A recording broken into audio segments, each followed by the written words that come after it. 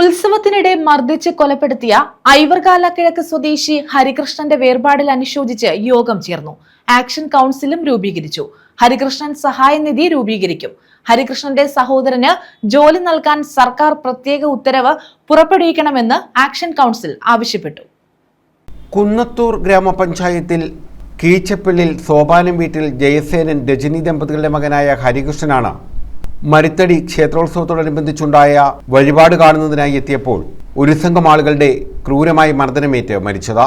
ഹരികൃഷ്ണന്റെ കുടുംബത്തെ സഹായിക്കുന്നതിനായാണ് action council രൂപീകരിച്ചത്. ഹരികൃഷ്ണന്റെ കൊലപാതകത്തെ തുടർന്ന് കുടുംബത്തിന് പൂർണ്ണമായും നീതി ഉറപ്പാക്കുക എന്ന ലക്ഷ്യത്തോടെയാണ് രാഷ്ട്രീയ, സാമൂഹിക, സാംസ്കാരിക, സാമുദായ സംഘടനകളുടെ പ്രതിനിധികളെ ഉൾപ്പെടുത്തി ആക്ഷൻ കൗൺസിലിന് രൂപം നൽകിയത്. ബ്ലോക്ക് ഗ്രാമപഞ്ചായത്ത് പ്രസിഡന്റുമാർ രക്ഷാധികാരികളായും ഗ്രാമപഞ്ചായത്ത് അംഗം രമണിയമ്മ ചെയർമാനും ഐവർകാല സർവീസ് സഹകരണ ബാങ്ക് പ്രസിഡന്റ് ജി ബാഹുലയൻ കൺവീനറുമായുള്ള 20-അംഗ എക്സിക്യൂട്ടീവ് കമ്മിറ്റിയാണ് ആക്ഷൻ കൗൺസിലിന്റെ പ്രവർത്തനങ്ങൾക്ക് നേതൃത്വം നൽകുന്നത്.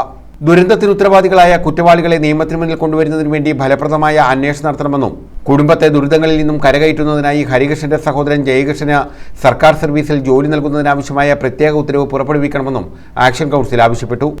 കൊലപാതകത്തിന് ഉത്തരവാദികളായവരെ നിയമത്തിന് മുന്നിലെത്തിച്ച് പരമാവധി ശിക്ഷ ഉറപ്പാക്കുന്നതിനും കേസ് ഫലപ്രദമായി മുന്നോട്ട് കൊണ്ടുപോകുന്നതിനും ആദ്യഘട്ടം മുതൽ സ്പെഷ്യൽ പ്രോസിക്യൂട്ടറെ നിയമിക്കുന്നതിനാവശ്യമായ നടപടി സ്വീകരിക്കണമെന്നും ആക്ഷൻ കൗൺസിൽ ആവശ്യപ്പെട്ടു. കുടുംബത്തെ സഹായിക്കുന്നതിനും നിയമസഹായം ഉറപ്പുവരുത്തുന്നതിനുമായി കുടുംബ സഹായ നിധി സമാഹരിക്കും.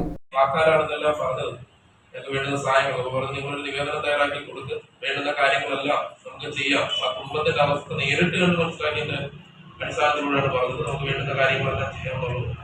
ഓഫീസിന്റെ കാര്യങ്ങളൊക്കെ പറഞ്ഞിട്ടുണ്ട്. അപ്പൊ അവരെല്ലാം നമ്മളെ സഹായിക്കാമെന്നുള്ള രീതിയിലാണ് പറഞ്ഞിട്ടുള്ളത്. സൗജന്യമായിട്ട് ആ ചികിത്സ നടത്താനുള്ള ഒരു മാർഗവും കൂടെ ഗവൺമെന്റ്.